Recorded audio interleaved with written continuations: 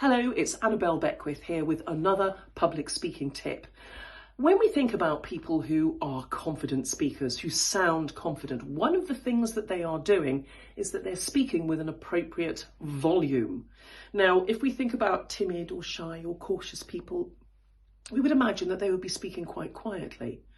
Conversely, if we think of aggressive people or people who are trying to dominate a situation, we can potentially think of them as being quite shouty. That is not what we're looking to do. What we are looking to do is ensure that we are speaking with a sufficient volume for everybody to hear what we are saying.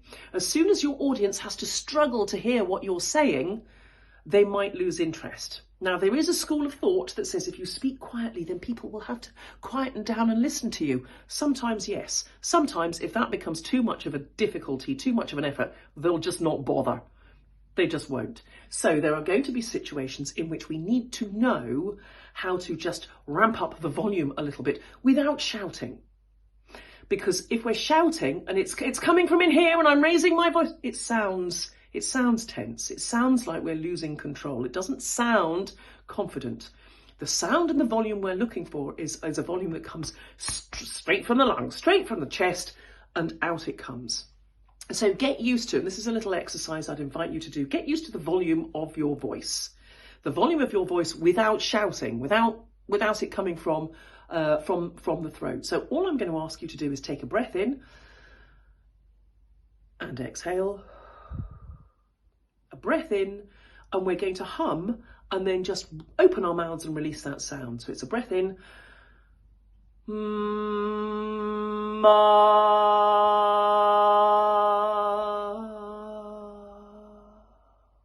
Now, it petered out a bit towards the end because the sound was just riding on my breath there. Starts out quite loud, and when you do this, you might be thinking, oh my goodness, you might be surprised at the volume of your voice. That's great. That's great. Push the sound out there and let the sound ride on your breath. It must be relaxed. If you find yourself going, ah, then that's too controlled. It needs to be the sound, ah, it needs to be coming from here. It sounds like I'm over-egging the point, but there is a reason for it. It is important in terms of the impression that we're conveying that we don't sound tense. We don't sound as though we're shouting. We don't sound as if we're making so much effort to be heard because it's coming from our throat. The sound is coming from here. So there's the psychological impact of that resonance of voice that's coming straight from the lungs.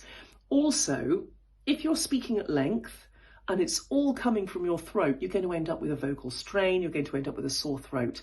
If the voice is coming from here, and this is why the breathing is so important. If the voice is coming from here, you can be loud, but you're not shouting. You can simply be projecting your voice.